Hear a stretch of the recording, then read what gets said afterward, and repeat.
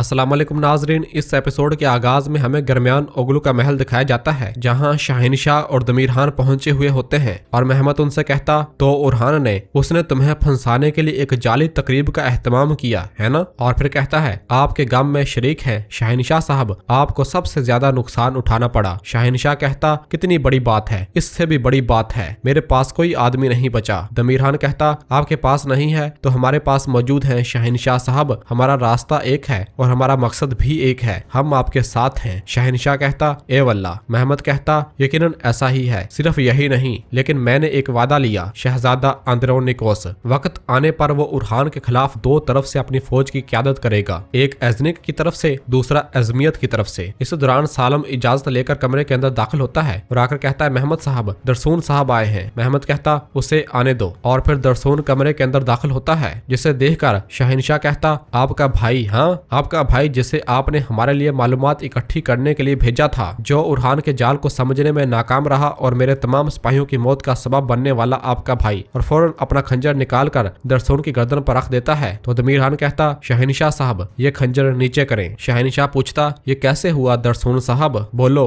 या तुमने जानबूझकर हमें फंसाया? दरसून कहता अगर मैंने आपको जाल में फंसाया होता क्या अब आप मेरे सामने जिंदा खड़े होते? शहनशाह साहब अगर मैंने आपको जाल में फंसाया होता क्या मेरा सिपाही जिसे मैं अपने भाई से मुमताज नहीं कर सकता था शहीद हो गया होता? यह सुनते साथ दमीरहान कहता दोगान सिपाही? तो दरसून हाँ में सर हिलाता है। दमीरहान कहता हम तुम्हारे गम में शरीक हैं। और फिर शहनशाह पूछता क्या ये जो कह रहा है सच है? क्या वो इस सिपाही की लाश के साथ दरमियान ओगलू के महल में आया है? तो सालम हाँ में सर हिलाता है और कहता सच है शहनशाह साहब। और फिर शहनशाह अपना खंजर पीछे हटा लेता है और फिर सालम कहता हजूर महल में एक खबर आई है। महमद पूछता बताओ क्या खबर है? तो सालम कहता दीदार खातून वो बोरसा महल में दाखिल हुई लेकिन हमारी तरफ से ताजियत। ये सुनते साथ ही शाहीन को एक जोरदार झटका लगता है और उसके पांव तले जमीन निकल जाती है और वो लड़खड़ा जाता है और कहता पहले मेरे बेटे और अब मेरी खातून को मुझसे छीन लिया। हाँ मेरा तुमसे वादा है खातून, मैं ये गीत और तुम्हारा खून रायगा नहीं जाने दूंगा। नाजरीन फिर इसके बाद हम अगले मंजर में देखते हैं कि जख्मी जला हुआ यगीत गार के अंदर मौजूद होता है। उसे होश आता है और वो पानी पीने लगता है लेकिन पानी नहीं होता। अगले ही पल वो अपने सामने फातिमा को देखता है जो उससे कहती हुई नजर आती है तुम्हें प्यास लगी है? यगीत कहता फातिमा फातिमा और फिर अपनी आंखें मसलते हुए कहता तुम्हारा कोई वजूद नहीं है, तुम हकीकत नहीं हो, तुम नहीं हो, तुम नहीं हो, मैंने तुम्हें खो दिया है। फातिमा पूछती तुमने मुझे धोखा क्यों दिया? यगीत कहता मैं मजबूर था फातिमा, मैं अपने बाबा को नहीं बेच सकता था और तुमने मुझसे मोहब्बत नहीं की। क्या तुमने कभी मुझसे मोहब्बत नहीं की फातिमा? इस दौरान पीछे से ही उसे फलादियोस नजर आता है और कहता है मोहब्बत नहीं की, तुम एक गद्दार हो यगीत, गद्दार से कोई मोहब्बत नहीं करता। फलादियोस को देखते हुए यगीत कहता फलादियोस सब कुछ तुम्हारी वजह से हुआ। फलादियोस कहता किसी को इल्जाम मत दो यगीत, तुमने गद्दार बनने का इंतखाब किया। यगीत कहता मेरे पास और कोई चारा नहीं था। फलादियोस कहता हर किसी के पास है, यहाँ तक तुम्हारी बात है, तुमने कातिल बनने का इंतखाब किया, तुमने गद्दार बनने का इंतखाब किया। यगीत कहता तुमने मुझसे मेरा सब कुछ छीन लिया, तुमने फातिमा को मुझसे छीन लिया, तुमने मेरी मलकियत में मौजूद हर चीज ले ली। फलादियोस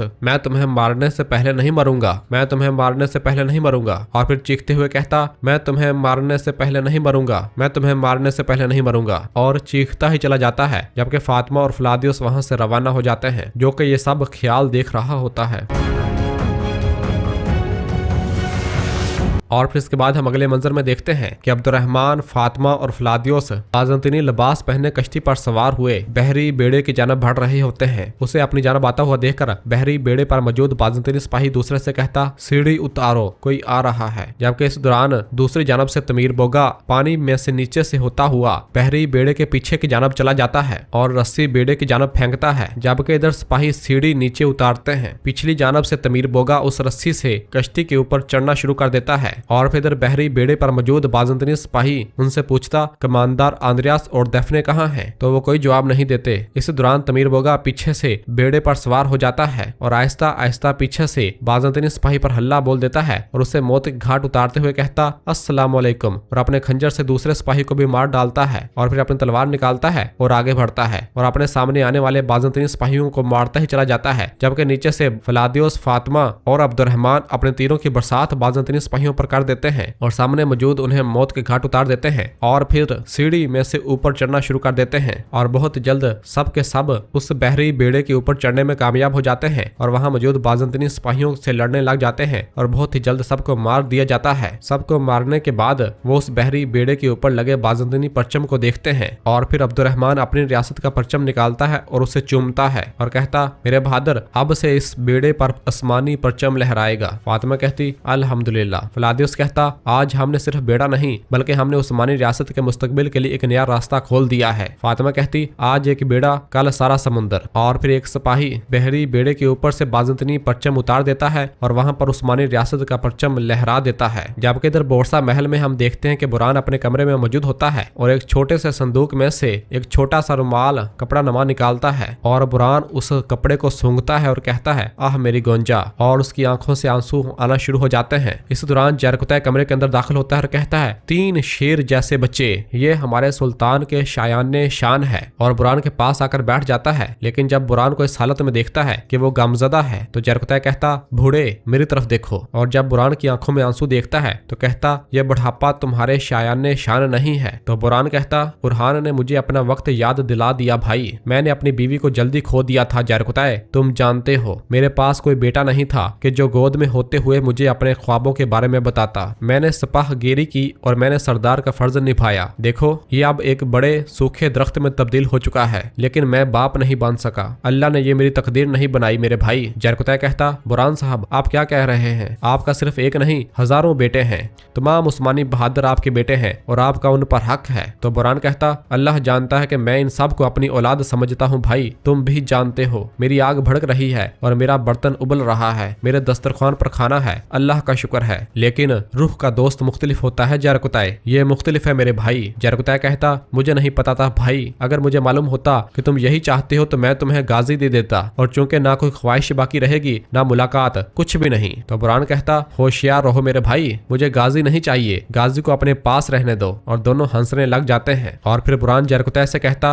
मेरे भाई सलामत रहो प्यारे जरकुतै। और दोनों एक दूसरे का गम बांटते हैं। और फिर जरकुतै एकदम बुरहान को पकड़ लेता है और उसकी गर्दन दबोचने लग जाता है। बुरहान कहता, मेरे भाई मैं बूढ़ा हो गया हूँ, देखो तुम क्या कर रहे हो। जरकुतै कहता, क्या हुआ बूढ़े, मैंने तुम्हें जकड़ा है और मैं तुम्हें नहीं छोड़ूंगा। बुरहान कहता, तुम मेरी गर्दन तोड़ दोगे दीवाने। और सिपाहियों को आवाज देता है। जरकुतै कहता, कोई सिपाही वाही नहीं है, बोलो कि मैं हथियार डाल रहा हूँ। बुरहान कहता, मैं सांस नहीं ले पा रहा जरकुतै, मैं सांस नहीं ले पा रहा। और फिर जरकुतै उसे छोड़ देता है। इसके बाद हम अगले मंजर में देखते हैं कि कासिम और सुलेमान अपने भाई के पास मौजूद होते हैं और उसे देख रहे होते हैं, जबकि बाकी खवातीन भी वहीं मौजूद होती हैं। कासिम अपने भाई से प्यार करता है तो सुलेमान कहता, कासिम जल्दी करो, हमारा भाई पैदा हुआ है, फर्ज हमारा इंतजार कर रहा है, हमें अभी भी बहुत कुछ सीखना बाकी है। गुलसम कहती, मैं इसे कभी तुम्हारी कमी महसूस नहीं होने दूंगी। कासिम कहता, सलामत रहो। और फिर स्पोर्चा से कहता, आप भी सलामत रहें शहजादी, हमारा भाई आपकी मदद से पैदा हुआ है। स्पोर्चा कहती, वो सेहतमंद है और यही बात अहम है, मुझे यकीन है कि ये छोटा शहजादा तुम दोनों की तरह ज़हीन और मेहरबान होगा और मैं हमेशा अपने मजहब के मुताबिक इसके लिए दुआ करूंगी। और फिर हलीमा गोंजा से कहती, बच्चों के साथ इसके ताल्लुकात बहुत अच्छे हैं, लेकिन मैं अभी तक स्पोर्चा को समझ नहीं पाई भाभी। गोंजा कहती, हालात बता रहे हैं कि मुश्किल दिन हमारे मुंतजर हैं हलीमा। हलीमा कहती, ऐसा ही लग रहा है भाभी। और फिर सुलेमान कहता, जल्दी से हमारे सुल्तान आए और हमारे भाई का नाम रखें ताकि हम इसे सिर्फ शहजादा ही ना कहें। मलहून कहती, बेटी क्या तुम्हें कोई ऐसा नाम मालूम है जिसे उरहान साहब मुनासिब समझेंगे। तो नीलोफर हाँ में सार हिलाती है। इस दौरान उरहान साहब कमरे के अंदर दाखिल होते हैं और कहते हैं, यकीनन मैं जानता हूँ, और अपने बच्चे को पकड़कर उठाते हैं और फिर उसे देखते हैं और उसे देखते हुए कहते,